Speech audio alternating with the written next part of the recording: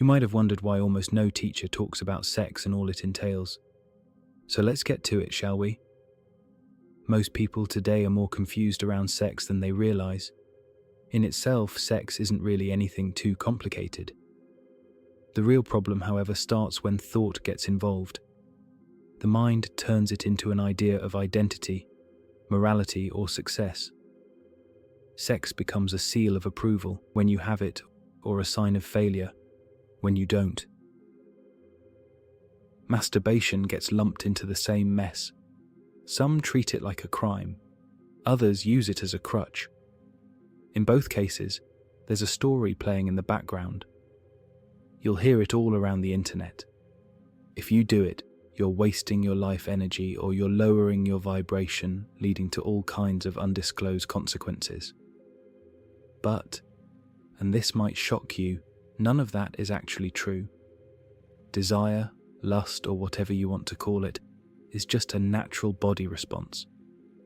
And contrary to what some self-proclaimed YouTube or internet gurus claim, there's no inherent problem with the act at all. The only thing that makes it feel so dirty, or sometimes even draining, is your own unconscious effort to avoid it. Desire and arousal are physiological phenomena. They rise and fall like hunger or fatigue. But unlike these two, most people don't let sexual energy simply be.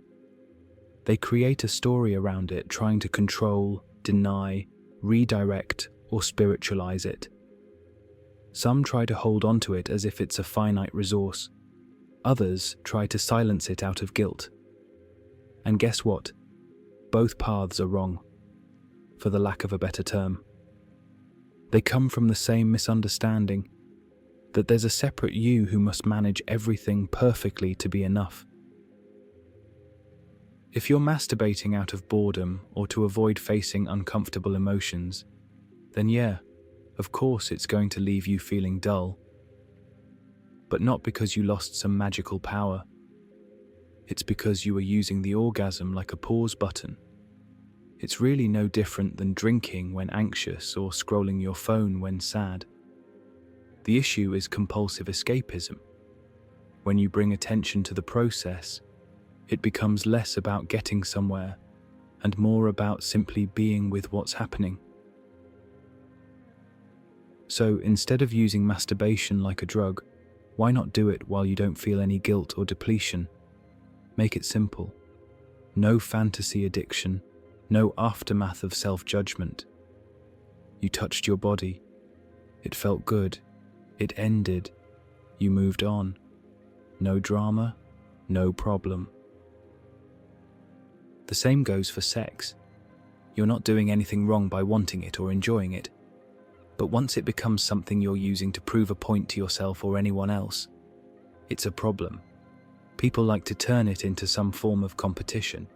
They try to validate themselves through doing it as much as possible with as many people as possible, worrying about how they compare. They chase novelty because they're trying to break through a sense of inner emptiness. But that emptiness doesn't come from a lack of sex, but rather from being cut off from the immediacy of life. Regardless, at the height of orgasm, there's no self, no thought in your head. And since that feeling is so incredibly liberating, that's the part people unknowingly chase. Not the climax, but the absence of self. You see, the relaxation after sex happens because the effort to be someone briefly stopped. What if you didn't need sex? Or abstinence for that? You can have sex every day and still feel numb. You can go months without it and feel alive. The variable isn't frequency. Most people are trapped in anticipation and memory. They don't experience sex in the moment. What they do instead is thinking about it before, during, and after. They're watching themselves like a camera crew, trying to match some imagined ideal. That is what sets people up for constant dissatisfaction. The idea that sex should be meaningful is just as misleading as the idea that it is meaningless. In reality, it doesn't need to mean anything. It can be playful, intense, quiet, messy, emotional. There's no correct way to do it. But if your mind is always narrating what it should be or what it proves, you'll never actually feel what it is. Desire itself is not a problem either. It's just part of the body's functioning. But when you confuse desire with identity, that's when suffering begins. If you believe that your self-worth depends on whether your desires are met, you've lost touch with reality. The feeling of wanting something doesn't say anything about who you are. It's just a wave moving through the nervous system. Sometimes it passes quickly. Sometimes it sticks around. What keeps people stuck is trying to control what they feel instead of watching it.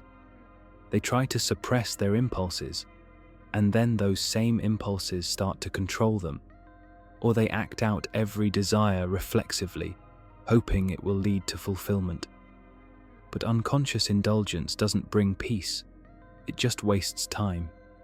You're not here to fight your body or obey it like a slave. You're here to notice that you're neither. Shame around sex is taught. Nothing natural about it. No one is born ashamed of their own genitals or fantasies. That kind of guilt is installed over time, through family, culture, religion, or social programming. And once it's internalized, most people never question it again. They carry it around like a belief that belongs to them.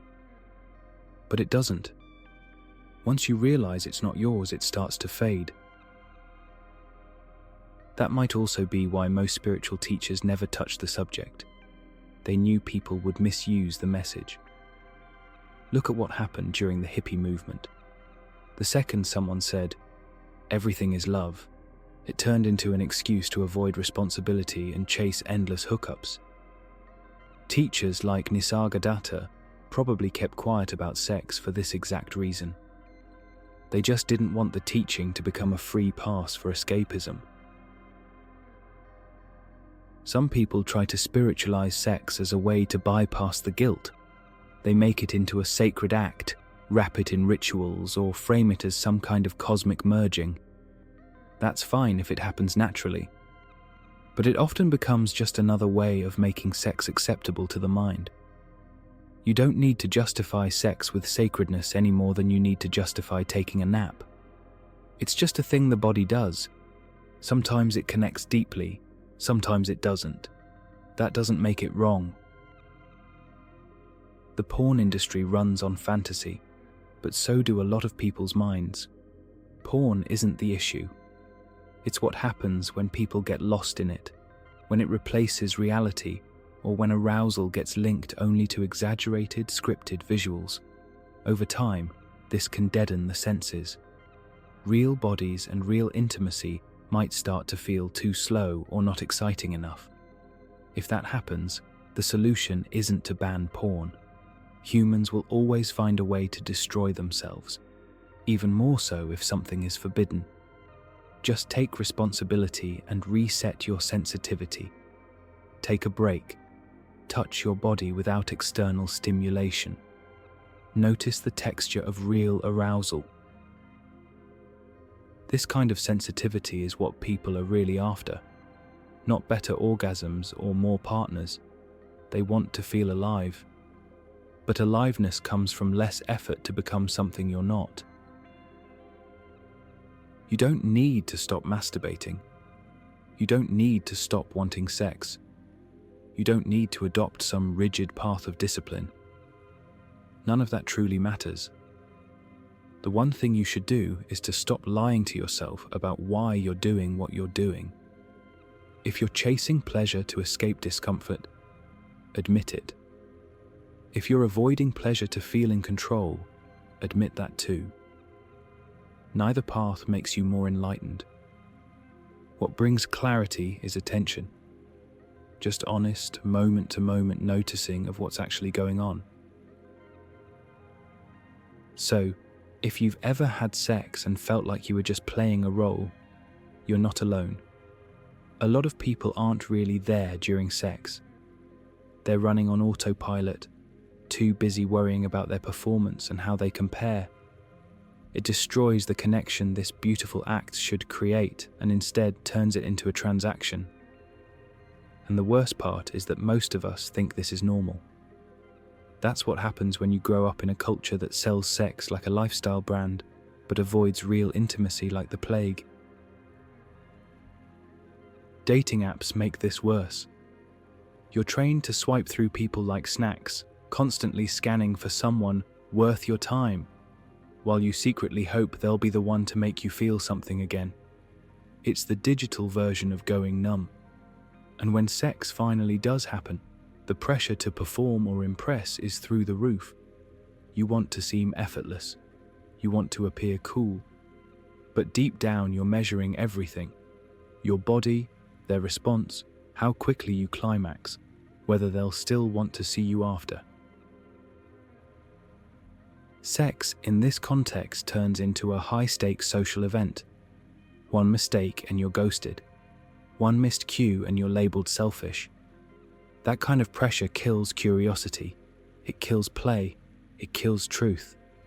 And most importantly, it kills the ability to just be in your body without explaining or selling anything. You don't need to fix your sex life. Just stop turning it into a report card. There's nothing wrong with casual sex. There's nothing wrong with committed sex. The problem starts when you pretend it's one thing while hoping for another. When you say you're fine with just fun, but secretly want validation. When you chase intense experiences because basic connection feels boring. When you look at sex like a tool to manage your self-worth. Sex doesn't need to deliver meaning. Contrary to what you were told by movies like American Pie, it's not some milestone or some sign that you've made it. And it's not a healing method either unless you're actually present. You're allowed to just enjoy it or feel nothing after. You're even allowed to feel a lot. You don't owe anyone anything. Don't pretend you're aloof when you're actually terrified. These fears hijack the whole thing. So many people fake confidence. They act chill and use sarcasm to avoid saying what they actually feel. But inside, it's a different story. Make no mistake, that tension doesn't come from sex. It comes from dishonesty. Try this instead. Don't perform. Don't make it a test. Just notice what's real for you before, during, and after. Are you relaxed or bracing? Curious or trying to impress? Do you feel clearer afterward or more confused? Those answers tell you more than any technique or podcast ever will. You can't force real connection, and you don't need to. You just need to stop faking it. Sex is only ever awkward when you're pretending. Even bad sex can be good if nobody's lying about it. And the opposite is true too. Even the best sex can feel fake if both people are busy trying to be something instead of actually showing up. Better sex isn't the ultimate goal. What you need is real attention, and not some yoga poster version of intimacy either. Once you get that, there's no tension left. Not with masturbation, not with desire, not with partners. You're not running, you're not chasing, you're just honest. And that's where all the energy that used to go into shame, control, and identity finally returns to you. As clarity, as aliveness, as relief. Not because you transcended sex, but because you stopped fighting it. So, if non-duality sounds interesting to you, and if it feels like something you would like to know more about, check out our digital retreat.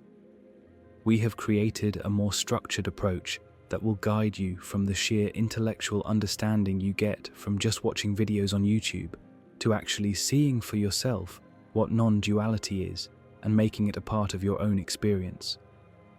In this course, you will find meditations, videos, and pointers for the sole purpose of taking you from superficial knowledge to the deep recognition of your true self.